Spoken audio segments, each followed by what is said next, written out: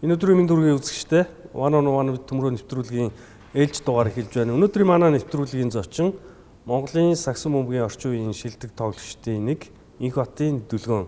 Магадгүй олон үзэгчд маань Дүлгөөнийг 3 сагсан бөмбөг илүү түлхүү тоглолтгоор нь мэдэх бах. Би бол яг сагсчин гэдгээр нь илүү мэдэх юм байна. За мөн одоо шинэ үеийн залуучууд Physical Asia шоуны оролцогч Монголын шгшээ багийн тамирчин гэдгээр нь мэдж байгаа. Өдрийн мэнд хүргэе. Сайн байна уу? Танд ч өдрийн мэнд хүргэе. За юуны түрүүнд яг одоо энэ цаг үед үзэгч олон нийт монголчуудыг хамгийн их шуугуулж байгаагаар нь Physical Asia шоуны талаар ихний асуултаа асууя гэж бодож байна. Энэ шоунд сонгогдоход бас нэлээд шалгууртай байсан байх гэж би бодож байгаа. Манай Монголын бас нэлээд хэдэн тамирчдын нэрс бас явж исэн гэж дуулсан. Шоунд оролцох урилга аваад хамгийн түрүүнд ямар бодол төрж байна? За анх бол шууд шоуны яг ингээд нөө ихний мэдээлэл ирсэн. Тэгээд яг тэгэхэд бол эхэндээ гайхаж байгаа заавч яах вэ? Ийшээ ч орвол би ер нь чадах уу яах вэ гэж бодож байгаа. Тэгээд цаашдын нөө нэг юу ч ярилцлагандаа орё те нэг чамд ингээд санал тавьсан учраас нэг ярилцлагандаа орооч гэдэг. Тэгээд ярилцлагандаа ороо тэгээ өмнөх дугааруудыг үзээд тэгж байгаа ямар ч тач за нэрэл бас Netflix-ийн яг ийм гоё шоунд бас нэг оролцох хэрвээ ийм боломж гарч байгаа юм чи бас оролцоод үзье бас хориод үзье гэдэг. Татгалзаад яах вэ гэдэг те. Одоо тэгээд хүүхдүүд нь бол хамгийн хүчтэй дэмжиж байгаа байлгүй шоуны үеэр. Тэгэлгүй яг хүүхдүүд ихээс гадна гэр бүл найз нөхөд нийт монголчууд маань ерөөсөө тэр чигтэл ерөөсөө яг одоо энэ Netflix-ийн шоу ер нь бид нар өөрсдөө ч нэг хамт сууж байгаа үзсэн баг гэсэн чинь бүр гоё л байлээ ер нь. Ямар ч байсан нэг сагснаас өөр одоо спортуудыг нийлүүлсэн юм тэмцээний төрөлд өөрийгөө сориод үзчихлээ шүү дээ, тэ? Шинэ туршлага болсон юм бас олон байгаа. Бусад Азийн орнуудын тамирчдаас ингээд дулааны талбар гэхүү тэмцээний талбар дээр өрсөлдөх сонирхолтой байгаа хэл та. Монх тэгээд багада 10 дугаар хороолд өссөн. Ер нь яаж яваад спорт руу орчих гэдэг асуултаар би дараагийнхаа яриаг үргэлжлүүлмээр байна л да. Тэг мэдээж яг хоо бид нар багасаа л ер нь нэг шийдэн дээр ингээл найз нөхдөр олуулаа тэгэл оройдоо шийдэн дээр тоглоол тэгж явдаг гэсэн. Тэгээд бидний хувьд гэх юм бол яг манай найзууд ер нь бүгдөө л яг сагсчихэд ингээл нөө багасаа бид нар ч өглөө 6 дуусч яг нөө багш байхгүй бид нар ч өөрөөсөө бэлтгэлээгээл турникэн дээр гар дээр сунаагаал за тийм шүү юм шүү гэл нөө энд тентгийн нөө нэг одоо NBA одоо Jordan Iverson гэл нэг юм балкадууд байдаг шүү дээ. Яг тийм балкадуудыг хараад бэлтгэлээгээл яг тэгж явдаг гэсэн. Тэгж байгаад яг 8 өдрөөс яг одоо яг клубын системд авах тулгуур багш дээр багшийн хөтөлбөрөөр бэлтгэл хийж эхлээд тэ. Яг одоо би ингээд санахлаар яг та хэдийн нэг үеийн яг юм тамирчид байгаа байхгүй юу? Нэг үеийн нас чацуу яг одоо манай тулга тасалжуулагчийн бэлдсэн хүүхдүүд гээд те. Ингээд нэг үедээ гарч ирээд тэгээд нэг үедээ өсвөр сонирхчийн тэмцээнээс ахуулаад бүр ингээд дээшээ лигийн түвшинд хүртэл явлаа шүү дээ. Одоо эхнээсээ ганц нэг нь бас тамирчлагын замлыг орхичод байх шиг юм тийм үү? Тийм. Манай дэс чинь зарим нь одоо тасгалжуулагч болсон байна. Зарим нь бас ерхий яг сагсаа бүр болсон ч хүмүүс нь тэгэл сагсаараа явж байгаа ч хэвтэй нэ. Сагсаас арын албанд ажиллаж байгаа юм сагсны ертөнцөөс бол холдоогүй хүмүүс байгаад байгаа. Тэгээ ер нь танаа гэр бүлд нь тамирчин хүмүүс байсан юм уу? Дуудан дагсан гэдэг юм уу? Ийм байв уу? Эсвэл чи одоогоор ганцаараа байна уу? За яг манай удамд гэх юм бол яг спорт хүмүүс бол энэ байхгүй. Ер нь яг одоо яг спорт хийж байгаа нь хамаатан дундаа за би л өгш юм да. Аав нь бол хамгийн сайн хөгжөөнд дэмжигч нь манай одоо 3 лиг үздэг үзэгчд бол бүр таньдаг болцсон, хүн болгоны танил болцсон, бүх тоглолтуудыг үзээд явж идэг шүү дээ. Тэгээд ер нь аавынх нь гэлэхгүй гэр бүлийн дэмжлэг бас их сайн байсан болов уу гэж би боддог л да. Тэг ер нь спорт гэхээс гадна аав ээжийн ер нь одоо хамгийн сайн дэмждэг наваг. Ер нь бүх тоглолт болно. Одоо ингээл тоглолт болох ч хэдээ саана хизээ гарах вэ гээл заавал байнга ярьж асуугаал тэгж явдаг. Тэгээ аав ээж явдах юм бол ер нь наваг багаас ер нь одоо юугаарч явсан ер нь аав шууд дэмждэг байсан. Тэгэл би ч нөө багтаа за бүжигт явлаа гэж гэлдэг яв гэл. Тэгэл нэг ийм нэг янз бүрийн одоо урлагийн спортын бүх ингээл төрлүүдэд явж байхад ер нь яг алийг ч үгүй гэдэг. За чи ямар ч хичээлээсээ хайж байгаа за хийж байгаа гэл. Тэгэл ер нь тий байнга л бүхэл юм ер нь дэмждэг байсан. Нэг ч ер нь надад бараг үгүй гэж байгааг баг. Тэгэл урлаг гэдэг үг 2 удаа сая сонсогдлоо. Яг ямар урлагаар? Би чи яг нөө багада ер нь цэцэрлэгээс ахуулаад ер нь бүжгэлдэг байсан. Тэгэл тий Тэмүүж ингээд бүжгийн клуб бүжгэлдэг. Бид нар чинь нөгөө нэг том дуучдын арын юун дээр чинь бид чинь бас нөгөө бүжгэлдэг багаар. Үгүй нөгөө нэг юугаар Монгол бүжиг цэнгээд бүжгээр. Зөв. Бас урлагийн авьяас дээ. Урлагаар явсан бол яг байсан. Ер нь том бас одоо тайзан дээр бас бид бүжгэлж ирсэн шүү дээ. Бас гоё дурсан. Тэрийн өстой мэдээгүй юм. Тэгээд тэгвэл одоо тоглолтын хэв маягт нь бүжгийн хичээлжсэн үеийнх нь хөдөлгөөн энэ булчингийн мэдрэмжүүд нь бас байдаг байх нэ. Заримдаа талбай дээр их уран гоё юмнууд хийж идэг шүү дээ. Өөрөө мэдлэг бас орж ирдэг байх. Тэг яг бүжиг ер нь тэг бүжиг бас ер нь спортод бас хэрэг болсон л баг гэж одоо яг тэгэхээр нөгөө хөдөлгөөн одоо дасгалжуулагч юм зааж явах тэрийг нөгөө хурдан хүлээж авах тий. Тэгээд яг хөдөлгөөнөөс хөдөлгөөн рүү шилжих бас хэрэгтэй баг. За тэгэхээр үзэгчтэй бас төлөвлөний талаар мэдээгүй юмыг бид нар одоо өнөөдөр олж мэдчихэж шүү. Бүжгийн спорт бүжиг биш, бүжгийн урлагаар ардын бүжиг, цэнгийн бүжиг гэдэг хичээлдэг байсан гэж байна шүү дээ. Маш сонирхолтой. За ингээд сагсан бөмбөгтэй холбогдоо сагс тоглож эхлээд ер нь яг за би энийг ер нь яг ингээд тоглоод болох юм байна. Ер нь энийг би ингээд тууштай хийж болох юм байна гэдэг мэдрэмж төрсөн энэ хэдэн настай үед нь байв.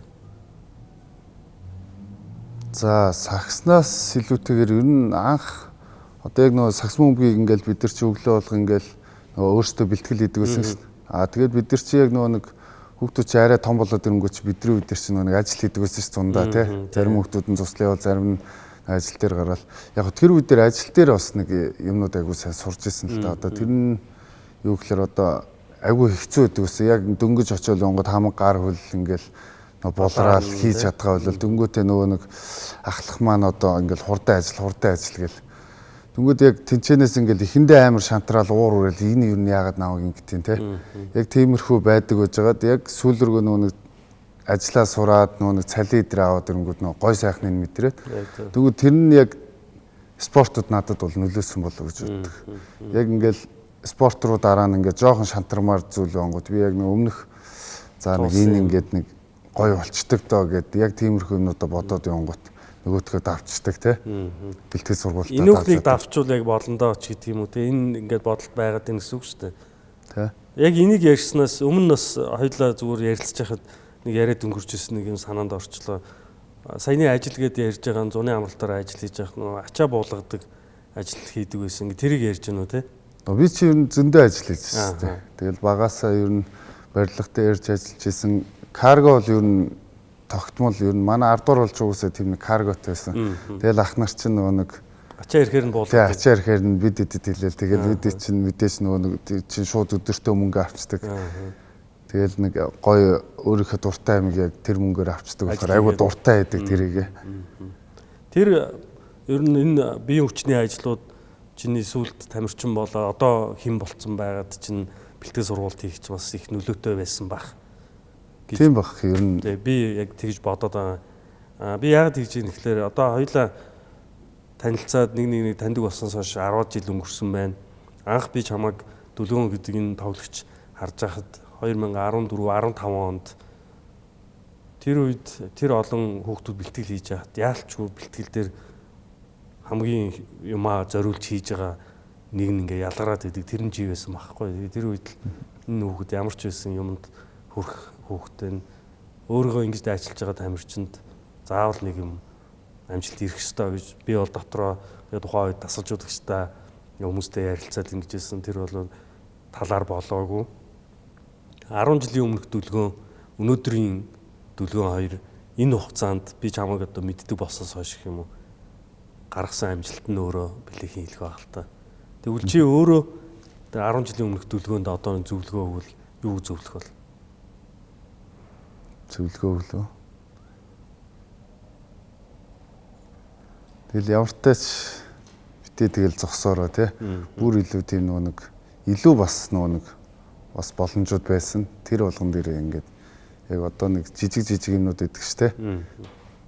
Одоо тэн дээр ингэсэн бол тех байсан да гэдэг яг тиймэрхүү юм дээр л жижиг гэлтгүүд том гэлтгүүд нөө бүх юм дээр яг сайн хичээж байгаарай л гэж. Тэгсэн цагт үр дүн гарчлалтай гарна гэдэг. Ингээд ярихлаар 2015 оны университетийг ялч ярих хэрэгтэй болно. Университетийн шгшээ аг очоод тоглосон. Бид нар ихний тоглолтуудаа манай шгшээ аг хол оноотой хожигдсон ч гэсэн тоглолтоос тоглолтод тоглолт ахиж явсаар байгаа. Бид нар ямар ч амжилтаа дуусгасан. Хэсгээсээ гарсан. Тэгээ тэр тэмцээний үеэр тухайн тэмцээн дээр ажиллаж байсан FIBA-гийн скаутууд Монголын шгшээгийн тоглолтыг үзчихэд тоглогчид онцлоод ярьж байгаад хамгийн гол тоглогчдын нэг нь чи байсан байхгүй. Танай 5 номер хэдэн настай ямар залуу вэ? Ямар юм тоглоод ингэж ийн гэд манайхаас 3 тоглогчийг онцгойлж асуужсэн. Тэдгэрийн нэг нь яа харахгүй ч байсан. Тэр университет наадамд явж ирснээс хойш ер нь олон улсын том тэмцээнд ороод тоглосноос хойш ер нь арай өөр болсон уу? Тэгээ ер нь тамирчин тийм л юм лээ. Яг одоо нөө яг хинтээ өрсөлдөхөөс хамаарч нэг илүү хурдан сайжирдаг. Жишээ нь одоо өөртөө бэлтгэлээгээл яг л нэг хүмүүстэйгээ өдөр болгон бэлтгэлээгээл яг л нэг тэр байрандаа шахуу те. Тэгээд нэг олон улсын тэмцээн үзээ сайн өрсөлдөгч ингээд хараад эхлэнгүүт яг дараа нь нөгөө өтгөд толонгод нөгөө өдөөсөө ингээд илүү болсон байх жишээ нэ. Ер нь бол яг нөгөө өрсөлдөгч яг тамирчинд бол ер нь хамгийн чухал гэдэг. Илүү хурцлж идэг. Тий, илүү хурцлж идэг, илүү туршлага өгч идэг. Яг тэгвэл нөгөө өөрөөс нь хавь илүү байгаа учраас илүү хурдан өмнөхөөс илүү хурдан гүйхгүй бол тэрийг хамгаалж чадахгүй учраас илүү хурдан гүйгээд эхлэнгүүт дараагийн нөгөө нэг одоо яг монголчуудаа тоглоход арай илүү амарч юм уу те. Тийм зүйл бол байдаг л. Хамгийн анх оролцсон тэмцээнээ санддаг уу? Яг сагсаар хамгийн анх оролцсон одоо зохион байгуулалтад тэмцээн гэдэг юм уу? Тэмцээн гэдэг чинь ийм байт юм байна гэж мэдрэмж авчихсан тэмцээн. Мэдээж 10 жилийн тэмцээнүүдэд оролцож байсан. Тэгэл мэдээж сандралтай ер нь ингээл тэмцээнүүд байсан. Тэгтээ нэг бидэд яг TLC-д ороод бид нар чинь нэг тэр чи доо юм бэ. Sprite тоглол. За багш наваа гэлээ. За чи нөгөө багтаа гамд ингээ Sprite тоглох юм биш үү? Тийш оролцсон шүү гэдэг. Нөгөө анх би чи нөгөө TLC клубд ороод нөгөө тэмцээнд оролцож хамжаагүй анхны тэмцээн байсан байхгүй. Тэгээ анхны тэмцээнд оролцоод үзсэн. Хамгийн ихнийх дээр би чи нөгөө нэг персонал дээр яг хүнээ ассан зогсож исэн чи яг самбраас бөмбөг авал нөгөө хүн яг хамгаалаад болдгоо. Дөнгөт нь би яг өөдөөс нээсэн чинь өөрлөг хийцээ дээ. Тэгэл бүр пак гэл дотор бүр пак гэл амар сандарцсан. Тэгэл өстө юу ч заалдаа яриа инээлтэй. Яг тэр бол ерөөсө бартагддаггүй. Сандар тэр бөмбөгөөс бушуухан салах ёстой л гэдэг юм орж ирсэн ба шүү дээ. Тий, ерөөсө яг нөгөө өөдөөс нөгөө би яг тухайн үед нөгөө яг дөнгөж гараад ирсэн. Тэгээ самбар төвсрэл. Тэгэл нэг тэр ихний ээлжин тэр самбарыг авах хэвээр. Тэгээ самбараа авсан чи өөдөөс нэг хүн хамгаалж ах шиг байсан. Дөнгөд л мэдээж хийх хэвээр гэдэг. Нөгөө амар сандарцсан учраас тэгээд тэгж нэг амар алдчихсан. 3-3-ын төрөл рүү хизээ яг тууштайгаар орчив. Бид чинь 14 оноос эхлээл оюутны Азийн аваргуудын тэмцээнд явж эхлээл. Тэгээд 15, 16 оноос хойш яг нөгөө мэрэгжлийн тэмцээнүүдэд оролцож эхлээл. Тэгээд яг дотор нь орол нэг оноо болон яг ийм мэрэгжлийн тэмцээнүүд ингэж явдаг юм байна гэж ойлгоол. Тэгэл бидний бас яг тухайн үед бас Азтай бид нар ихний тэмцээн дээр шууд дараачийн тэмцээнийхээ эрхийг авч оролцоод тэгээ ер нь шууд ингэ явцсан. Тамирчдын замлын туршид чиний карьерт хамгийн их нөлөө үзүүлж чадсан үзүүлж байгаа тасалжуулагч багш гэвэл хэнийг хэлэх вэ? Мэдээж манай анхны багш одоо тулга багш. Ерөөсөө би яг нэг бие бэлтрийн хувьд одоо жишээ нь ингээ бэлтгэлээ өөрөө сайн хичээж байгаа ч гэсэн нэг зөв чиглүүлдэг байсан. Яг одоо жишээ нь би анх одоо самбраас бөмбөг аваад сандраал нэг бушуу шиг хүнд пасс өгөх байсан бол багш яг хурж чи энэ самбрыг бөмбөг авсан бол яг ингэж дээшээ яв гээл ингээл миний яг нэг одоо хийх ёстой үүргүүдийг яг бүр илүү болгож өгвөл тэгээд надад ч бас айгүй сайн ихтгэл үлээлгэжсэн тэгээд энэ тулга багшлаа да. Монгол улс 3-3 сагсан бөмбөгийн төвшөнд дэлхийд шилдэг баг болсон энэ үйл явц явж байхад яг голд нь байсан ингээд тоглож болчихж байгаа байхгүй юу. Тэгэхээр энд хамгийн их нөлөөсөн юм гэвэл одоо чиний зүгээс харах өнцг нь юу гэж харагдаж? За ихэнх үед бол бид нар бүгдээр хамт яг ингээл тулгуур шиг ингээл бидрийг ингэж авч явал бид нар ч бөөнд ингээл хамт яг тэмцээнэ анхны удаа өөрсдөө хамт ойлгоол хамтаа ингэ юм байна тэх юм байна гэж бүх зүйлээ явал явалтандаа суралцаад явсан байна шүү. Тэгж явж байсан. Тэгээд сүүл рүүгээ бол яг сүүлийн хэдэн жилүүдэд 18 9 оноос хойш энэ яг Energy Resource Бацангэл захиралтай бид нар анх нэгдэж эхлэв. Тэрнээс хойш бол бидний бас юу одоо бодол гэх юм уу ер нь одоо хангамж дээр сайжраад ирэнгүүт ингээд төвшин арай өөр төвшөнд одоо нэг арай бэлтгэл сургуульд одоо яг тэгчин бид нар бас анхны легионертой Стив маань хурж ирээд тэгээд ерөөсөө Стив тэр хэд нөгөө шал өөр төвшөнд л болсон л доо Стивийн бэлтгэл хийх халаалт хийх одоо амьдралынх нь хэв маяг гэдрүүд нь болохоор бид нар чинь баг өмнө нэг бэлтгэл дээрээ л ус уудаг гэсэн бус зүуд нь ундаа уучдаг ч юм уу тийм байхад Стив чинь хурж ирэл байнгын ус суу гэл ингээд яг энгийн үйт ч гэсэн ер нь тамирчны яг нөгөө нэг ингээд бие авч явах байдлыг ер нь бол бас сайн сурч ирсэн. Тоглолтын урд өдөр яаж бие бэлдсэн байх уу тийм яаж унтаж амарх уу гэдгээс ер нь яг нэг мэрэгжлийн яг тамирчны одоо нэг ямар байх хэвээр ер нь Стивээс маш их юм суралцсан шүү дээ тэр нь. Өөрөөр хэлбэл чиний ярианаас надад ойлгож байгаа юм нь илүү зохион байгуулалтаа болж бүх юм төлөвлөгөөтэй одоо би энд зөвхөн усуугаас гадна идэх хоолны хүртэл дэглэм гэж бас тамирчид зориулж тэмцээний үеэр ялангуяа тийм тэмцээн оролдооны үеэр идэх хоол ундыг ч гэсэн одоо хоол зүйчтэй болж ингэж гаргаж ирж байгаа нь спортын амжилтанд шууд утгаараа нөлөөлдөг байх гэж ингэж ойлгодог. За тэгэд Монголын шгшээ баг аливаа нэг тэмцээн оролдоонд очих улсынхаа шгшээ багийн төвшин тоглох мэрэгжлийн багийнхаа төвшин тоглох аль нь ч очисон Монголын багийг тэр чигээрээ мэддэг болцсон. Ялангуяа Азад та нар маань л ингээд яалчгүй топ байгаад байгаа байхгүй. Бид нар одоо Австрали, Шинэ Зеландыг тооцохгүй ярих юм бол энэ ерөөсөө манай талбар байгаа байхгүй. Тэгээ ер нь Азад энэ орнууд очиод тоглож байхад ямар өндөр төрдөг вэ? Бусад Азийн багуудаа би бол бусад орны тамирч та хэдийг хүндэлж байгааг хараад үнэхээр бахархаж байсан. Яг гоо 3-3-ийн нөгөө нэг одоо мэрэгжлийн тэмцээнүүд гэдэг шүү дээ. Яг тэр тэмцээнүүд ер нь бид эдийг нөгөө илүү хурдан туршлага суулгасан, илүү хурдан сайжруулсан гэж боддог. Яг тэгэхээр яг бид нар нөгөө нэг том багуудын одоо систем болон яаж заслаан тавьж гин, яаж хамгаалж гин, бидэрт ямар шахалт өгч гин те. Яг тэгж яагаад буцаад нөгөө нэг Азтай нөгөө хамгаалт эдэр довтлохоонуудаа ихэд арай илүү хэлбэр байгаа. Тэг хэлбэр байгаа. Ер нь яг Азийн хөгжил нь яг нөгөө дэлхийн яг сагснаас бол арай жоохон нөгөө левел жоохон доошоо болохоор тэгээ нөгөө бие хүчний хувьд ч гэсэн ер нь тийм нөгөө сайн биш болохоор ер нь Аз нараа гайгүй. Тоглоход арай хэлбэр байгаа. Би яг одоо хоёр жишээ гээд орж ирж байхгүй. 2023 оны Венд болсон дэлхийн аварга манай чи гинтэлтэй тэр дэлхийн аваргыг үндсэн.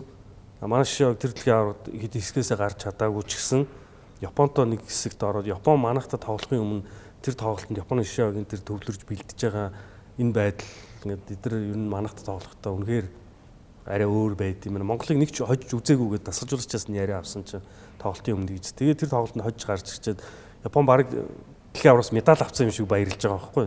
Монголыг түүхэнд анхудаа хожлоо 3-3 тэмцээн дээр дэлхийн аварга дээр ялангуяа хожлоо гэд. Тэгэхэд та дээр бахарх сэтгэл төржилээ. Дараагийнх нь Сингапурт болж байгаа Азийн аварга би үзэх гэж очоод та метроноос гарч ирээд тоглолтын талбай хүртэл явж байгаа. Та нарыг дагаад явж байгаа тэр хэвлэлийнхэн 3-3 дээр Пибагийн тэр медиагийнхэн явж байгааг хараад манай Пиба медиагийн найз маань төмрөө чи өөрийнхөө багийг хардаа Битлсийнхэн шиг байгаа үстэй. Танаахан ийм л байдаг шүү дээ. Тэр бол надад үнэхээр гоё мэдрэмжийг төрүүлжсэн. Тэгээд энэ спортын төрлөөр тулталны аваад Азийн аваргад 2 удаа төрүүлсэн. 17 онд Монголд болсон Азийн аваргад нутагтаа болсон Азийн аваргад төрүүлээ. Тэр тэмцээний MVP болоод зогсож явахдаа ямар мэдрэмж төрчихсөн бол? Мэдээж гоё байлгүй бах. Яг хиндээ жоох итгэж өгөхгүй. Тэгэл яг тухайн үед зүгээр л ингээл энийгээл ингээд бүр нэг тайвширцсан. Тэгээд яг нэг жоохон итгэж өгөхгүй. Тэгэл ямар тааж машлахгүй байсан. Тэгэл одоо ингээд нөгөө хаяада мэдээж бодно шүү дээ. Тэг чи ингэж хийсэн шүү. Бас гоё санагдаад гэж байна. Тэр тэмцээн яг 3 төрлөөр манад болсон тухайн үед хамгийн том тэмцээн шүү дээ. Тэрнээс хойш мэдээж бид олон тэмцээн авчлаа. Crocus event hall хэдий жижигхэн жигсэн тэнд цугларсан байсан, тэнд ажиллаж исэн бүх хүмүүс үнэхээр авч болох сэтгэлийн цэнгэлийн дээдийг үнэхээр маш гоёор мэдэрсэн. Австрал, Шинэ Зеландын хоёр манай Аз төв рүү орж ирчээд байгаа хоёр хүчтэй багийг хоёулын дараалж хожоод авраг аавна. Тэгээд талбай дээр гэдэг бол үнэхээр онцгой мэдрэмж байсан. За ингээд энэний дараа Азийн аврагаас дахиад мөнгөн медаль авсан 2 удаа мөнгө аваад сүүлд дахиад төрүүлсэн. Сүүлийн төрүүлдэг дээр анхны төрүүлжсэн багаас Декто 2 үлдсэн байгаа. Баг жоохон шинжлэгдсэн. Дахиад төрүүлэхэд ямар вэ? Мэдээж гоё үлгэх хөө.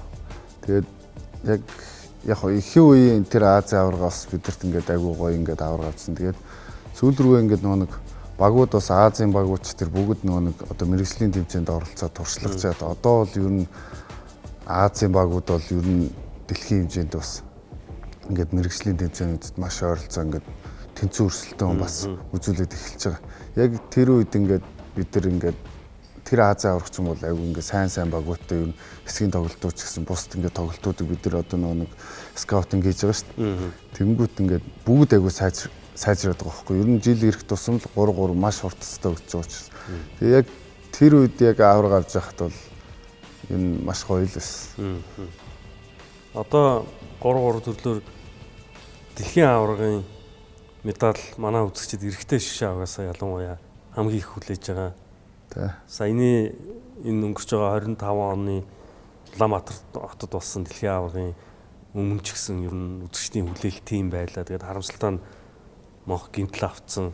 Ер нь сүүлийн хэдэн жил авж байгаа энэ гимтлүүд бас яг цаг хугацааны үед их азгүй таарадах шиг санагдаад байна л да. Би чиний хүмүүс айгүй харамсаад байгаа байхгүй юу? Үзэгчийн хувьд. Сүүлийн гимтэл яг юуны гимтэл байсан бэлээ? Сүүлийн дэлхийн авраг дээр байдаг бол нэг шилбэний урагдал гэдэг. Тийм бэртэлтэй. Тэгээд ямар ч тач тэмцээний дуусгах чадаагүй. Гимтээгүй байсан бол гэдэг харамсал мэдээж тамирчин хүнд байгаа. Тэгээд чамд өөрчнөхөөс илүү олон үзэгчд бас үнэхээр харамсалтай. Манай хэрэгтэй хэсгээс гарчгал юм бол цаашаа гэл бүгд ингээл хүлээж ятал харамсалтай талаар болоо. Тэгээд эмэгтэй баг бүр явсаар финал цалгараа мөнгөн медаль авлаа. Энэ үед ямар мэдрэмж төрж байна? Мэдээж та нар маань бүгд хамт бэлтгэл хийгээд олон жилийн хөтөлбөрийн шим гарч штэ тэ. Мэдээж гоё. Одоосэн сая ингээл таныг хэлэхэд шууд VR-ц яг тэр нэг торгой акшн бүр үнэхээр гоё байсан. Тэгэл бид нар ч гэсэн ер нь яг хоо эхэндээ тэмцээн эхлэхэд бол эмэгтэйчүүд яг дэлхийн аврагт бол яг хүлээлт арай багтай. Ер нь хүн болгон л ирчүүдийг тэ ингээл манай нийтийн юмд болгоо шүүгээл ингээд юутайсан. Тэгээд бидэд яг ингээд миний хувьд гэх юм бол нэг тэмцээнээ бэртлийн улмаас дуусгаа. Тэгээд дараа нь үзэгчийн санал руу үзээд эмэгтэйчүүдийг үзэж яхад бол үнэхээр бахарсан. Яг ингээл яг тэр нэг сүүлийн тэр тоглолт болгон ерөөсөө тэр хэд ингээд авгууд огтой болцсон. Одоо өмнөх тэмцээнүүд дээр ингээд анзаарч ирсэн жижиг алдаа гаргаад идэг. Товтлогоон дээр яарсан үйлдэлүүдийг гэдэг. Тим юмнууд нь бүгд байхгүй болцсон.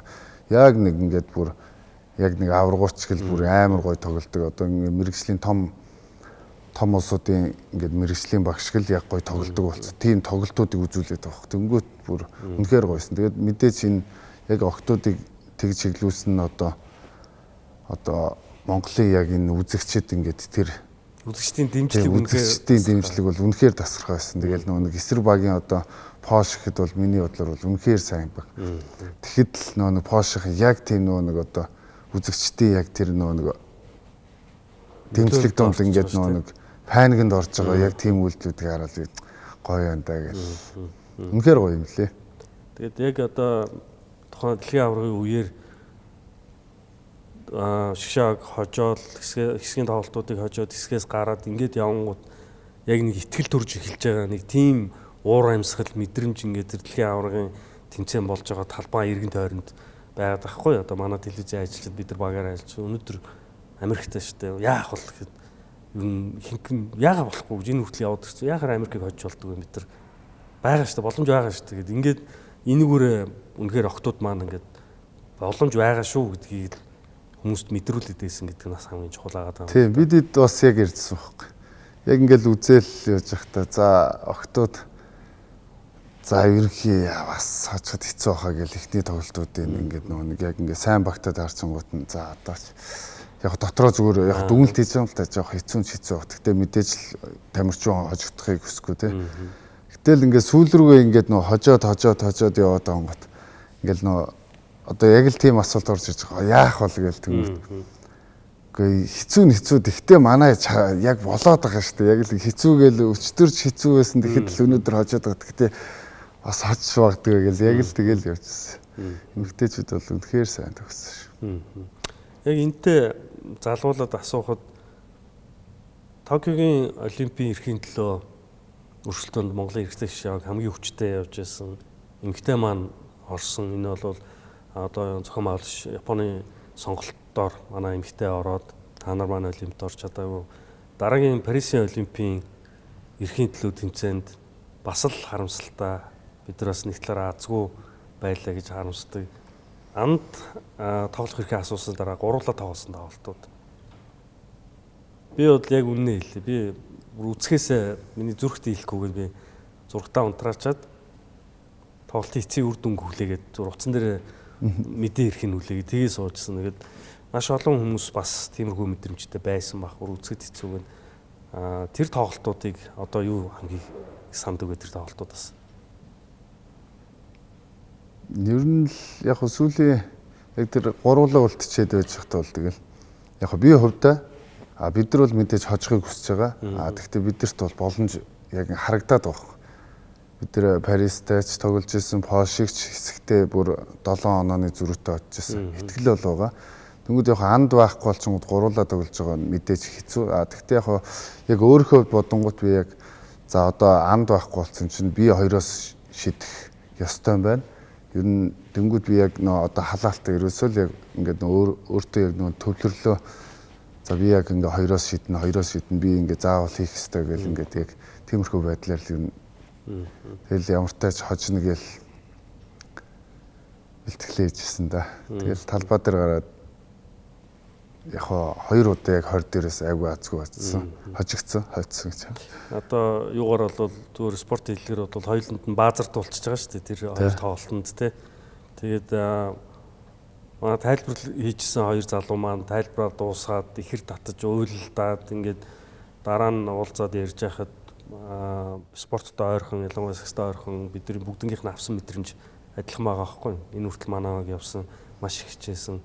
Гэтэ бидний эрх тэнд явж исэн бид нар зүгээр бариад ингээд алдчихлаа гэд. Энэ одоо зүрх шартлуулсан хүнд энэ үйл явдлын дараа мэдээж сэтгэл санааны хямралт бол орсон байх гэж би та хэдэг бас бодож байсан. Ялангуяа дект хоёр дээр бол би бүр ингээд би өөрөө мултарсан юм шиг тэгж харамссан. Тэр нэг хэсэг өдрүүдийг яаж даав, юу тус болов?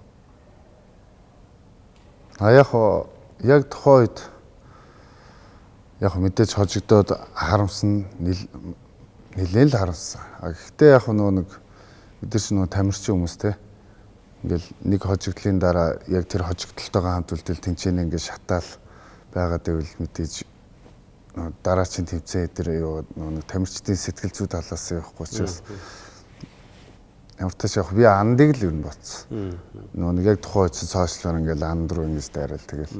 Тэгмэд одоо ядаж бид нар нэг одоо би жишээ нь андын хажууд би нэг амар шаналаад яах юм те. Зүгээр ингээд хэдүүлээ ингээд нэг баг мэдээж энэ бол хожигдол мэдээж том хожигдол маш харамсмаар. Тэгтээ яг бид нар дараагийн зөндөө хийх ёстой юм байгаа. Тэр булган дээр алдаага давтаж болохгүй бид нар ингээ урагшлах ёстой шүү гэдэг байдлаараа л энэ явсан. Анд энийг хэрхэн давж туулсан бол гэж бодож. Яг хажууд нь байсан үнэд. За анд жоо хүнд байсан баг. Ер нь бол андын хувьд бол хүнд байсан баг. Яг тэгэхээр анд болохоор залуу.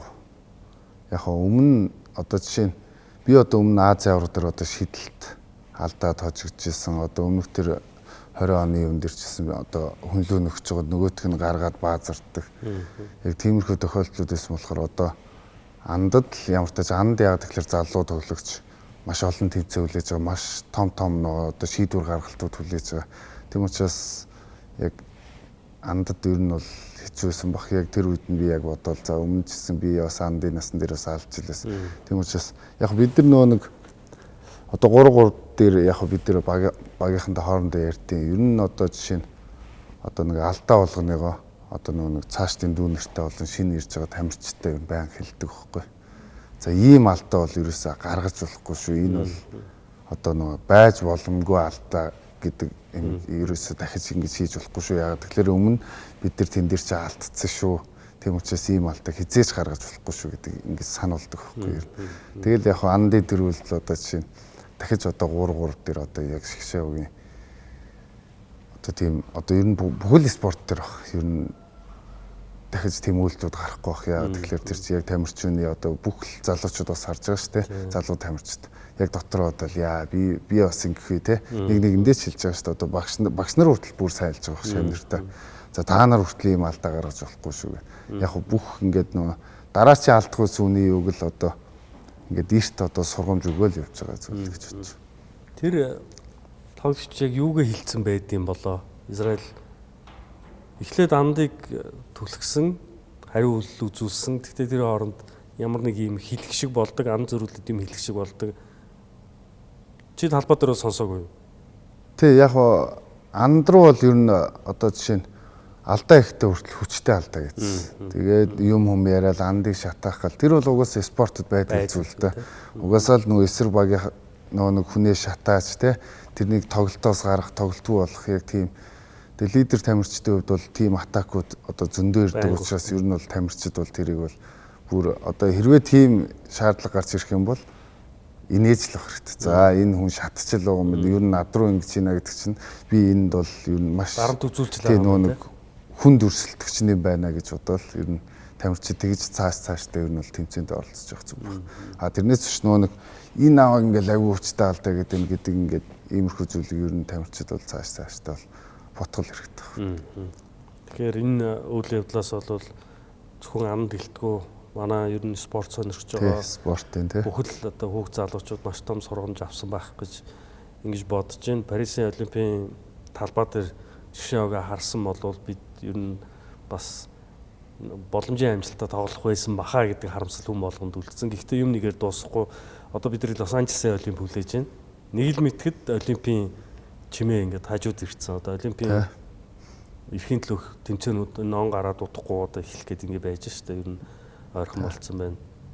Тэгэхээр энэ олимпиад жишээг маань оролцоосоо амжилтаа оролцоосоо гэдэг хүсэл мөрөөдөл одоо ийм одоо маш олон үзэгчд маань бол мэдээж байгаа. Олимпийн жигшээ багтаа ялангуяа дек тоо 2 байгаасаа гэд би бол хувьдаа бүр яг тэгж үзчихээ. Манай хоёр нь олимпиад ороод тэр олимпийн талбай дээр нэг тоглоотгаасаа гэдэг ийм л хүсэл мөрөөдөл байгаад байгаа. Тэгээд хамгийн гол нь эрхээ аваад эрүүл сааруул байна гэдэг л хамгийн чухал. Бас энэ дээр нэг тамирчин үнийг дагаж явдаг нэг бас аз эзний асуудал бас байгаад байна тий. Зөв цаг үедээ эрүүл сааруул байх гэдэг бас ийм асуудал бас байгаад байгаа. Энэ үрд ярилцлага хоёулаа төр завсарлаа. Эргэж ирэхдээ чиний дотоодын лиг болоод 5-5-ын карьертай үзүүлсэн амжилтуудын талаар цус дуртахаас гадна сүүлийн үед үзэгчдийн дунд хамгийн их өндөр хүлээлттэй байвлаад байгаа Сэлэн Боднос багт нэгдсэн гэдэг талаар яриагаа өргөжлүүлээ. Төр завсарлаад эргээд олцсон үзэгчтэй.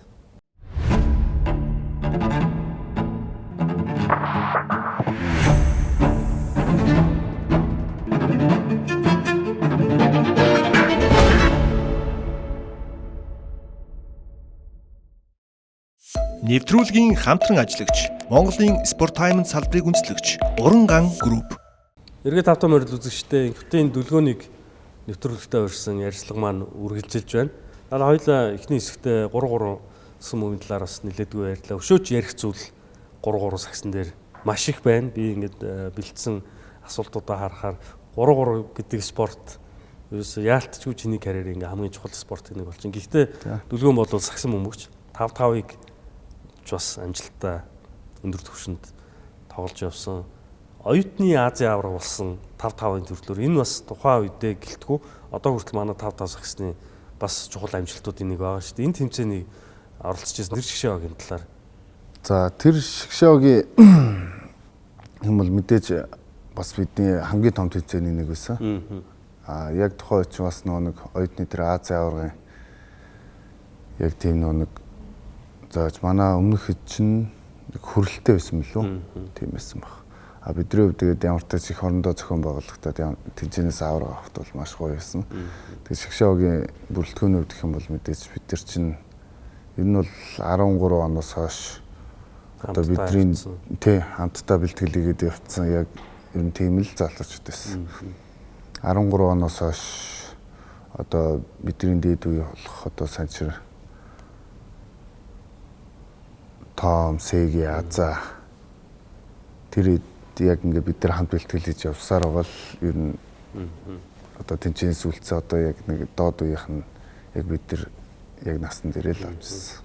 Тэр Азийн аврал шалралт тэмцээнд төрүүлсэн багийн үндсэн гол бүрэлдэхүүнд байсан тамирчид нь 2015 оны универсиадад явсан тамирчдаас бас нэлээд хэдэн байсан. Тэр универсиадад явсан тэмцээнд манай шог Канада, Оросын шогуудад хэсгийнхаа эхний тоглолтуудад хожигдоод Мексиктэй тоглож хожигдоод тэгээ араас нь Мозамбикийг хожсон, Чилийг хожсон. Тэгээд Швейцарыг хождог. Швейцарыг тий. Швейцарыг хождог. Ингээд 3 дараалсан хожилтоо хэсгээд дуусгадаг. Тэгээд тэр тэмцээнээс авсан туршлага юмнууд нь цааш үргэлжлэж яваад дараагийн амжилтууд гарч ирдэг. Би тухайн үед яг манай залуучууд үзэх юмаа үзсэн. Бид нар одоо бол энэ багаараа ингээд тэмцээн оролтонд ороход асуудал байлгүй үзэгчээ үзэж явахдаа бодоод суужсэн л та. Энэ тэмцээнд орсны дараа 5 төрлөөр лигт дүлгөөн хэд хэдэн багт тоглосон. За дээд лиг, үндэсний дээд лиг 2 тусдаа болцсон. 21 аймгийн үндэсний дээд лигтээ Ховд Шонхрууд гэдэг багаас. Ховд Шонхрууд гэдэг багаас бараг 3 жил төгссөн. 3 жил дараад бараг финалцсан ч байна. 3 жил финалцсан. Тэгээд Аранга алтан орондын дайчтай гурваланд нь таарсан уу? Тий, гурваланд нь яг. Тэр үедний сонирхолтой юм байсан л та. Би нэг 7 дахь тоглолт гараад очиж үзсэн чинь Аранга алтан орондын дайчд Санчир, Аза, Төрөө одоо хин ингээд энд нэг супер бүрэлдэхүүнтэй баг. Нөгөө талд нь чи байгаа. Тэгээд ер нь бас 3 тоглолчид төрхөө байсан уу? Би одоо буруу санаж байна. Тэгэхэд одоогийн байгаас Отхон Жаргал байсан. Цэнгэн Баяр байсан. Тэгээд за Даваа маань бас лиг тоглоод бас гайгүй болцсон. Тэгээд Дорж зовд байсан. Тэгэл ер нь Спрайтийн багийн яг нөгөө залуучуудаас ер нь бага Ховжонхрууд баг ер нь тэгжил үтчээс ер нь тэр бүрэлдэхүүнээр л явсан. Ингээд 21 аймгийн лиг, дээд лиг гэж тусдаа болж байгаад нэгдсэн дээд лиг боллоо. Завхан Брадерс гэдэг шинэ баг мэдлээд энэ багт бас Цэнгүнэ та хоёр ер нь энэ багийн гол нүүр царай, багийн одоо лидерүүд нь болсон энэ багта нэгдсэн дээд лигийн эхний тэгж одоо баг өдөр болгон шахуу тоглоод явлаа шүү дээ. Олон багуудад тоглолцсон. Хүснэгтийг тэргүүлж явж байгаад харамсалтай Цэнгүнэгийн бэрхтлэгэнт ингээд янз бүрийн асуудлаас болоод улирал нь бас төсөөлснөөр нь дуусаагүй. Тэр Завхан Брадерс баг ер нь яаж бүрдсэн бэ? За бүрдэлтийн хувьд гэх юм бол одоо за алтаач тасгалжуулагч тэгээд бид ярьж байгаад одоо Завхан Брадерс багийн эзэн давгаа бид ярилцж байгаа. Тэгээд тамирчтай ерөөхдөө яг ихнээс нь цуглуулад. Тэгэл ер нь яг хэрвээ уг нь нэлээ тамирчтай ярьцсан. Ер нь тэр Брадерсог ер нь бол айгу хүчтэй бүрэлдэхүүнтэй ер нь байх гэсэн. Тэгээд яг бид нар ярилцчаад яг нэг хэцэн юм дээрээ бас яг бүрдүүлж чадаагүй л дээ. Тэгээд яг бид нар яг тэр багаараа ер нь их гайгүй яг тухайн үед гэмтэл бэртэл одоо шалтгаанууд байсан мэдээж тэгэл яг улирлаа дуусгасан. Ер нь яг миний байсан багуудын бас л их гоё бүрэлдэхүүнтэй баг. Гоё бүрэлдэхүүнтэй. Тэгээд өөрөө шинэ тэр одоо Broders гэдэг яг шинэ тим имиж яг лигт орж ирсэн тэр одоо хүртэл би ингээл өмсгөлийн харангууд айгүй гоё өмсгөл надад санагдал тий. Ер нь их гоё баг шүү. Завхан Broders багтаага дараа улиралд нь өргөжлүүл тоглоод бас ер нь нэлээд өндөр хүлээлттэй. Broders-оос бол улирал болгонд хүлээлттэй биш. Тэгээд яалч юу ингээд бэрхтлэгэнтэлтэй ялангуяа чиний бэрхтэл авсан багийн амжилтанд ингээд шууд нөлөөлөд улирлууднаас хангалтгүй дуусаад байсан л да. Diamond Stone-той бас нэг улирал эрэхт нь хамт байсан санаж байна дээ. Тий. Бид чи яг нэг миний тэр одоо бэрцдэг гэдэг.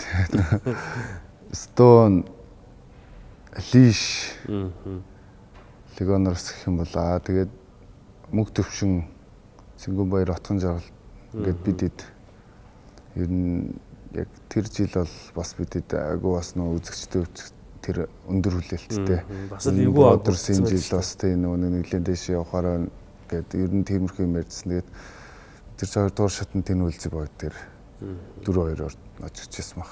Яг хөө тэнцээ нөө бэртэл хэвтлийн асуудал бас гараал тэгэл үлрэрлээ одоо миний хувьд дуусгаж чадаагүй. Тэгэл жоохон харамсалтай хэдэж тэгээд одоо мэдээж спортын өнд бэртэл гэмтлийг одоо нэг ингээд хэцүү шүү дээ тэр чи заавал явахгүй. Яг энэ үед авч ирсэн гэмтлүүд зүгээр энэ маш олон үзэгчдийн тухайн үед ингээд бас ярьж ирсэн гол ярианы сэдв болж байгаа шүү дээ. 3-3-ын тэмцээн улирал нь баг 9 сар гаруй үргэлжилж байгаа мэргэжлийн улирал. Тэгэнгუთ залгаад өвөл нь амарч чадахгүй дээд лигдээ тоглоод энэс болоод амирчид бэртэл аваад байна гэд ингээд маш олон үзэгчд ярьж ирсэн. Энэ талаар ер нь яг чиний өөрөө ч авч ирсэн ачаал үнэхээр тэгж ихтжээгүй эсвэл энэ азгуу тохиолдол байв тухайн үед.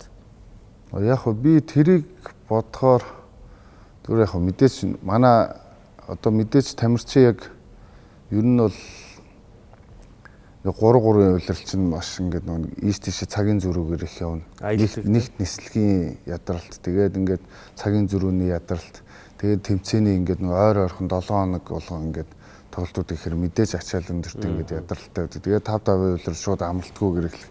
Мэдээж яг нэг эртсэн өвчтөр нэг одоо хүний ядралтанд маш нөлөөлж байна. Мэдээж нөлөөлөх хувьд бол нөлөөлж байгаа. Яг миний хувьд яг бодол нэг өөрийнхөө бэртлийн талаар одоо нэг бодоод ангууд одоо жишээ нь миний одоо тоглолтын нэг арга барилаас бас их болдог болов гэж боддог. Яг тэгэхээр би одоо жишээ нь 3-3-5-5 дээр ч тэр ер нь ингээд нэг хаа нэг бөмбөгний халуун юм болж ин тийшээ ерөөсөө хамаагүйгэл орчдөг ерөөсөө бөмбөгний төлөө нэг тэмцэлд их оролцдог учраас ер нь контактор олон контакт авдаг учраас тэгээд нэг бэртэл гэмтэл нь арай их болчиход байд юм бол гэж боддог. Одоо жоохон бие нөөж тоглоно гэвэл илүү шидэлтэн дээр бөмбөг ирүүл шидчихэд оролт хийхгүй тэмцэлдэхгүй тоглох гэдгээр хамгийн одоо амархан сакс ер нь тэр болох гэдэг нь шүү дээ. Одоо дэлхийн нийтийн саксанд тийм үү 3-аас шиддэг сакс өөрөө хөгжөөд юм болоод тийм шидэгч болно гэж бол байхгүй. Тий одоо жишээ нь одоо яг магадгүй би өөрөө бүр илүү сайн шиддэг бол хамаагүй тэгж болно шүү дээ. Яг тэгэхээр би тийм баг дунд шидэгчдийн байрал дээр тоглох одоо наваа коуч одоо яг шидэгчийн байрал дээр гарах уу бас хэцүү шүү дээ. Тийм учраас яг миний өөрийн нөхцөл бас өөрөө тийм байхгүй тий. Яг тийм нэг бүр сайн шидэлтэй яг шидэгч шиг шидэж чадахгүй л юм чи одоо бос зүйлийг өөрөө сайн хийх хэрэгтэй байхгүй. Тэгжиж би өөрөө талбай дээр өн тэгжиж яг нөгөө яг өөрийнхөө одоо нөгөө байр суурь авчулдаг байхгүй тий. Ингээд Захан Brothers багийн дараа чи Гардд очсон. Энэ үед М гард гэдэг нэртэй болсон байсан. Тэр улирал эхлэхийн өмнө дээд лигийн түүхэнд хамгийн өндөр цалинтай тоглогч боллоо гэдэг сенсацтай мэдээ гараад за цалингийн мөнгөн дүнгийн талаараас монголчууд нэлээд шуугсан, спорт сонирхчид нэлээд шуугсан. Тэр улирал тэр хэрээрээ бас нэлээд дарамттай байсан уу? Гард бас том баг штэ. Гардын өмсөд тоглоно гэдэг тийм. За миний хувьд яг тэр жил чинь ингээл нөө багуудаа санал авч байгаа л тий. Тэгж ямартайч гардыг сонгол очсон. Тэгээ мэдээж гард бол том баг одоо түүх сайтай тий. Тэгээ тамирчдын ч тэр бүгдээрэнтэй ингээд очоод ямартайч багтаа айгу хордоо ууссан гэж боддог би. Тэгээ баг хамт олонтойгоо ямартайч одоо хүртэл бид нар чинь ингээд уцаар яваал хоорондоо ерөнхийдөө айгу сайн найздаг тийм болсон. Тэгээ яг тэр жил тийм дарамт нэх бол байгаагүй. Тэг ер нь бол тэгэл би талбай дээр гараад юу нэг өөртөөгөө л ятдаг. Яг тэр жил нэг анхны удаа би нэг Европ тусгажуулагчтай ажиллаж гисэн. Тэгээд тэр надад айгүй гоё том челленж байсан. Нэг одоо жишээ нь өмнө одоо дандаа Монгол тасгалжуулагчтай ажиллаж байгаа л одоо хамгаалтын тал дээр ч тэр шиг ингээд шал өөр юм ороод ирсэн. Тэгвэл хамгаалт нэр ингэдэм юм байна. Ингээд илүү юм би ингээд өөртөө суралцаа. Тэрэндээ өөрөө би айгүй дотроо баярлаад оо ямар гоё юм бэ. За би ийм нэг гоё юм сурчлаад энэ тасгалжуулагчаас сурах юм их байгаа юм байна да гэд. Үүрэг тодорхой болж бас чиглэл нь өөр болж ясна уу? Тий, ер нь бол надад бол хамгаалтын юмнууд айгүй гой санагдсан. Тэгээ ер нь хамгаалтан дээр өмнө нь болохоор бид нар одоо Монгол багууд дээр ер нь одоо төв дарах гэдэг юм те. Дүнгууд дээр яг Европ тасгалжуулагчтай хамгаалтын шилжилт тэгээд тэр тамирчдыг шахаж байгаа байдал тэгээд нөгөө яг ингээд айгуу тийм одоо хүмүүсийг бүгдийг ингээд нэг загнаад идэв юм шиг Европ тасгалжуулагч нар амар тийм хатуу юм шиг санагдаад байдаг. Надад болохоор яг тийм байхгүй зүгээр нэг ингээд айгуу нэг сэтгэл зүйн талаас нь тэр хүнийг нэг бэлдээд байгаа юм шиг те. Ингээд яг нэг гоё юмгууд наач махгүй даа гэл те. Ингээд буруу юм хэм бол амар загнаал. Тэнгүүд зарим тоглогч нарыг харангууд одоо тэр загналтан дээр нь одоо жишээ нэг унцдаг. Тэ унаалаа намайг загнаад энэ намайг үгээс үздэг юм уу гэх. Тиймэрхүү хандлага гаргаад. Дөнгөд би нөгөө тэр тамирчид одоо ч хэлдэг. Үгүй чи ингээд илүү чамаас ингээд нэг гоё юм хүсээд байна. Чи ингээд илүү байгаад байгаа юм бол бүр гоё болно гэл. Ер нь бол тэр жил ер нь бол айгүй гоё жил байсан. Тэгээд миний зөндөө юмыг сурсан. Саксыг арай өөрөөр харж эхэлсэн үү? Тэ. Яг одоо энэ хамгаалт бол яг Европ сакс бол бас шал өөр юм байна гэж яг суралцсан. Би ийм үг сагчтаас айгүйх сонсож байгаа. Тэгээд би бас тэрэнд баяртай байгаа. Төрөө надад хэлжсэн байхгүй юу? Сесковч дээр тоглосон ихний жилдээ яаж ин юу болж ийн гэсэн.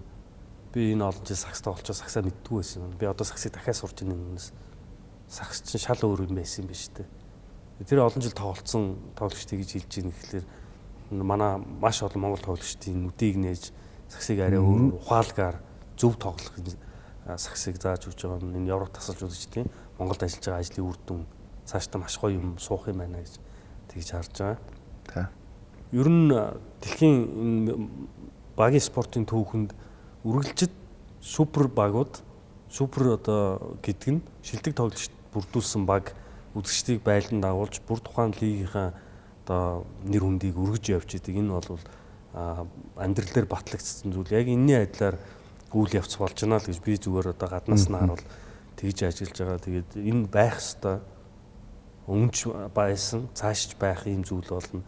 Тэгээд Сэлэн Боднос багийн энэ бүрэлдэхүүн бүрдлээ хизэнээс бүрэн бүрэлдэхүүнээрээ тоглож эхлэж гин гэсэн үзэгчдийн хүлээлт маш их байгаа. Одоо ингээд 12 саргаар 3-3-ын улирал дуусаад, мэрэгжлийн улирал дуусаад ингээд та нар маань тоглож эхлээд ингээд явхад Боднос хавар 3 сард, 4 сард ямар амжилттай улирал дуусаад плей-оффт ямар байх уу гэдгийг бүр маш олон үзэгч тэгсэн яд хүлээж байгаа. Тэдгээр хүмүүсийн нэг нь би. Тэгэхээр Боднос багаас маш гоё амжилтыг хүлээж байгаа. Монголын сагсан бөмбөгийн энэ улирлын лигийн өрсөлдөөн инженерээр бас сонирхолтой болж байна гэж харж байгаа. Тэгээд аль ч баг нь төрүүлж магадгүй 4-5 багтай болчихлоо шүү дээ. Тий. Хүчтэй багууд ер нь эрс сайжирч ин импорт тоглогч нар бүр төвшин бүр жил ирэх тусам маш өндөр төвшний одоо легионер тамирчид ирж байна те. Энэ жилээс чи Азийн легионертой болчихлоо. Тэгээд манай багийн хувьд гэх юм бол ростер мэдээж хүчтэй бүрэлдэхүүнтэй байгаа одоо 3-3-ын тамирчид. Яг хоо эхний ээлжинд одоо манайд одоо яг тэмцээнээс орж ирээд одоо яг 5-5 руу дасах нэг цаг хугацаа байгаа. Ер нь 1-2 сараас бол ер нь яг жигдрээд ирэх баг. Тэр үед л одоо яг үндсэн тоглолтууд гарч ирэх байх л гэж бодож байна. Маш гоё тоглолтуудыг олон үзэгчид хүлээж байгаа. Тэгээд Бодносыг өмнөх улирлын авраг хүлгүүдийг зогсоох хамгийн гол одоо фаворитээр хүмүүс аль хэдийн нэрлэдэг гэсэн. Мэдээж энэ өрсөлдөөн донд SG Eps багийг мартаж болохгүй тий. Металлыг мартаж болохгүй. Ингээд маш гоё тий. Багууд маань ингээд болцсон. Лигийн улирал сонирхолтой үргэлжилж байна. За ингээд 5-5 сагсны энэ шгшээ 3 шгшээ багийнхан бүрдсэн энэ баг маань энэ улиралдаа Сэлэн Боднос багтаа тоглоод за улирал ямар амжилттай байна ингээд дуусна. Араас нь залгуулад 3-3-ын олимпийн цикл та хэдийн манай хувьд эхэлж байгаа. Тэгэхээр Лос Анжелесийн олимпийн бэлтгэл ажил аль хэдийн эхэлсэн гэж би ойлгосон. Тэгэхээр олимпийн циклд ер нь шгшээгийн төлөвлөгөө урьдчилсан байдлаар тамирч та нарын өөрсдийн төлөвлөгөө ер нь ямар байна? За дараа жилээс ерөөхдөө яг олимпийн яг оноо цуглуулж эхэлнэ. Тэгээд нөгөө дараа жилийн одоо хэр нөгөө байрнаас хамаарч тэрний дараа жилийн яг нөгөө үндсэн яг нөгөө онооны яг тэмцээнүүд явах. Тийм одоо бид дараа жил сайн үзчихэж 27 онд нөгөө тэмцээнд нөгөө одоо оноонд дурлах гэдэг шүү. Тэнгүүд тэр тэмцээн рүү орох эрхүүд авах байхгүй. Тэгэхээр маш чухал жилүүд одоо л яг эхлэж байна. Тэгээд бидний хувьд одоо 5-5-ийнхаа яг энэ гол нь яг бидний одоо нэг багт байгаа юм нь болохоор бид нар ачаалтаа тааруулж яг өндөр ачаалтаа тоглохгүй тэгээд яг 3-3-ийнхаа одоо дараачийн тэмцээнүүдтэй ингээд амралт одоо нэг яг одоо форум яг сайтгаар нэг ядрахгүйгээр орж ирэх байх л гэж харж байгаа. 26 он гараад хамгийн ихний том тэмцээн бол Азийн авраг байгаа шүү дээ, тий. Азийн аврагта манайх үргэлжил топ багаар явдаг. 26 оны Азийн авраг ингээд ер нь олимпийн оноо цуглуулах хамгийн ихний тэмцээний циклэндээс эхэлж байна гэж ингэж харах нь. Тэгээд 3 сагсан бөмбөг гэлтгүү ер нь спортод хөрөнгө оруулалт гэдэг бол хамгийн чухал. Тэр дундаа манай сагсан бөмбөгийн сүүлийн хэдэн жилийн хөгжил дэвшилний явж байгаа бүх юмд холбооны бодлого, нэгдсэн бодлого, дээрээс нь ивент тэтгэгчдийн оролцоо гэдэг юм хамгийн чухал байгаа шүү дээ. Тэгэхээр энэ тал дээр одоо юу гэдгийг чиний анх одоо шгшээ огтой тэнцээ уралдаанд орж исэн үеийг бодвол одоо шгшээ огийн түвшинд 3-3 ч тэр 5-5 ч тэр тоглоход нөхцөл байдал ямар болсон байдаг вэ? Тийм мэдээж яг энержи ресурс орж ирснээс хойш бид нар бол маш бүх юм ер нь маш их өөрчлөгдсөн. Энэ анх ингээл бид нар чинь тэмцээн уралдаанд явахдаа одоо жишээ нь ингээл тэмцээний одоо бэлтгэл эдэр хийхдээ хүртэл одоо ингээл нэг дөрвөлхнээ ч юм уу ингээл цөөхөлхнээ хийдэг байсан бол одоо бэлтгэлийн коучтэй те гадаад тусгажуулагчтай одоо бүх юм хангалт эдэр цаанаасаа ингээд бүх юмнууд ингээд бидний урд байгаа. Одоо зөвхөн нэг тамирчид өөрсдөөс нь шалтгааллах зүйлүүд л одоо бид нар зөвхөн тэмцээндээ л анхаарч бэлтгэлтэй өөрийнхөө шахал үлдсэн. Ер нь өөр тийм нэг өөр юмд ер нь санаа зовх шаардлагагүй болсон. Тэгээд яг спортод бол яг ингээд ивент тэтгэгч гэдэг бол хамгийн чухал юм байна. Яг тамирчид одоо жишээ нь өөр олон юм руу сатараад эхлэх юм бол одоо ингээд одоо тэр тэмцээндээ 100% фокустай байж тэр тамирч одоо 100% гарах хэвээр тэнгууд одоо гэр бүлдээ санаа зовх ч юм уу санхүүгийн тал дээр ч юм уу те ингээд нэг өөр юм да энэ ингэж штэ гэдэг тэмцээндээ гол нь ш одоо эндээ анхаарах хэвээр зүйл дээр ингээд өөр юм руу анхаараад байвал ингээд амжилт гарахгүй. Тийм учраас одоо ингээд сүүлийн жилүүдэд одоо ингээд сакс хурдцтай одоо те одоо манай 5-5 ч тэр одоо ингээд нэг Азийн төвшөндөө ингээд айгүй өндөр хурдцтай өгч байгаа нь ерөөсөө л энэ хөрөнгө оруулалт ивент тэтгэлэг зөв хөрөнгө оруулалт тэгээд яг нөгөө зөв менежментийн юу л явж байгаа. Одоо тэрнээс одоо манай захирал чинь Бацангэл захирал бол ерөөсөө юу шүү дээ. Одоо яг ингээд одоо багийн эцдүүд чиг тийм нэг хожигдол одоо тиймэрхүү нэг ярихгүй. Яг нэг өөрөө нэг тэр юуныхаа доторх системийн амар тийм нэг мэддэг. Тэгээд нэг одоо бид хэд анх ингээд нэг статистик үзүүлж байгаа байхгүй. Өөрөө бол байнга л дээ. Би тооны хүн. Тийм учраас би тоогоор ерөнхийдөө та хэд яаж тоглож байгааг би мэднэ гэдэг. Тэгээ статистик үзүүлээд тэнгууд ингээд бүх багуудын статистикийг гарангуудаа ингээд юун дээр ингээд топ багуудын гаргаж байгаа төрнөөрүүдийг гаргаж байгаа. Бөмбөг алталтуудыг.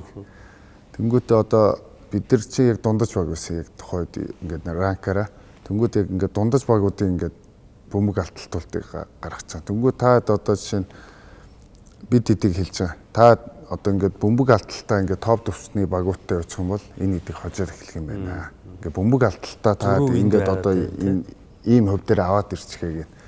Тэнгүүд яг бид яг тэн дээр нь хичээгээл ингээд ажиллаад гисэн чинь нэрэл 1-2 оногоор хождог бол гол нь бөмбөг алталт нь бид нар нөгөө зөвхөн нөгөө тэр ингээд оноо авах одоо хамгаалахаа бодоход нөгөө бөмбөг алт гэдэг стат одоо нэг яг оноон дээр айгүй чухал болчих жоох.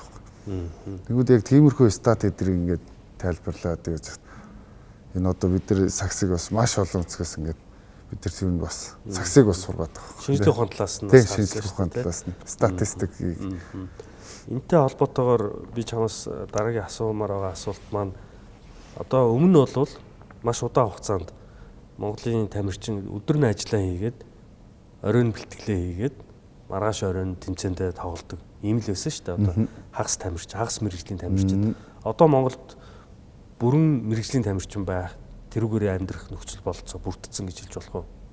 Одоо л яг л тийм болсон шүү дээ. Ер нь яг хөө гэхдээ бүх тамирчид бас биш байх те. Ер нь бол яг нэг одоо шгшээ овгийн тамирчид гэх юм бол ерөөхдөө бүгдөө л ер нь яг нэг мэрэгжлийн тамирчны ор одоо жил ирэх тусам л одоо нэг ажил хийж байгаа тамирчид багасаад байна. Тэгээд гол нь тэрнээсээ гадна одоо нэг баг болгон одоо тий хоол зүүж иймч ингээд нэг тэр тамирчдад нэг одоо өөр талаас нь анхаарах бүх зүйлүүд ингээд нэмэгдээд өмнө нь болохоор ганц коучтэй байсан бол одоо ч ингээд туслах ингээд 5 коучи стафтай болчоо тий багтай болчоод одоо л ер нь сакс улмал гоё болоо тий тамирчид ч бас ер нь одоо энэ залуучууд гарч ирж байгаа залуучууд бол гоё залуучууд гарч ирж байна. Гоё залуучууд гарч ирж гин гэснээс ингээд нэг мэдхэд Монх өөрөө Ахмад тамирчин баг болоод эхэлсэн байна шүү дээ. Одоо ч тийм болчихсон шүү. Саяхан л одоо чи залуу тамирчин би чиний анхны бүх хотын тоглолтондоо сонгогдсон тэр бүх хотын тоглолтыг хандгаатд болж ирсэн.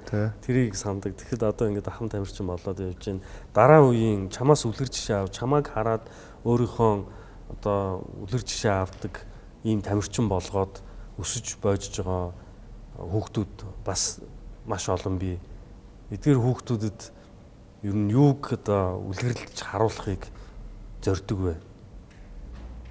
Одоо анх бол бид нар ингээд нэг дуртай юм ээж те ингээд нэг сагсчин болж ингээд бөмбөг заалж яваас ингээд оноо авч хамгаалж ингээд хоорондоо тоглоом хэлбэрээр ингээд явдаг гэсэн бол одоо ингээд шгшаагийн өнд клубын системд ороод багш шавийн барилгаараа те ингээд спонсор байгууллагуудтай гэрээ контакт ингээд бүхэл зүйлүүд ингээд нэг том болох тусам те ингээд мэрэгжлийн байх шаардлагатай бүх тамирчдаас ингээд ийм байх шаардлага дөнгөт яг бодлууд бас өөр болчт юм л.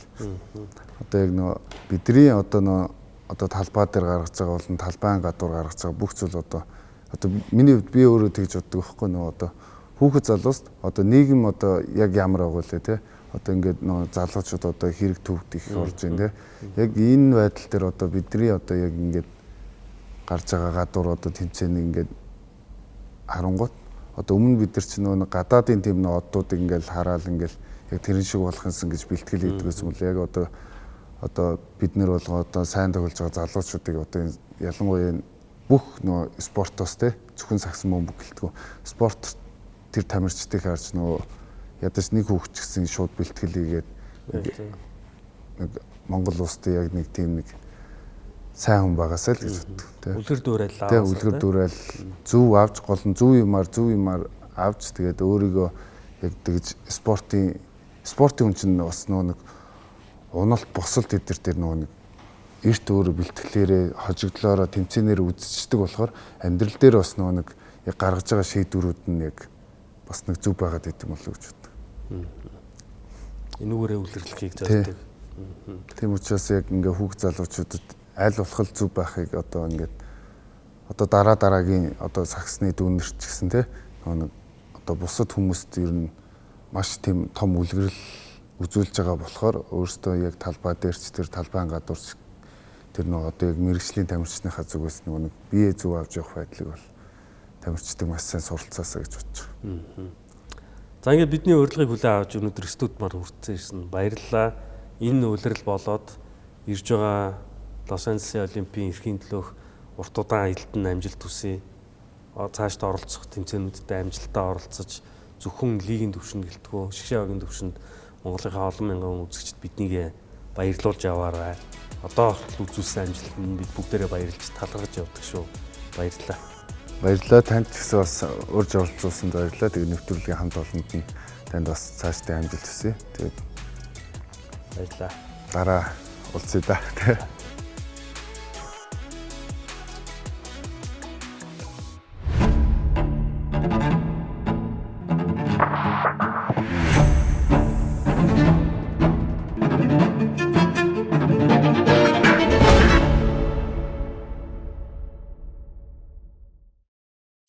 Нэвтрүүлгийн хамтран ажиллагч Монголын Sport Time салбарыг үндэслэгч Уран Ган Групп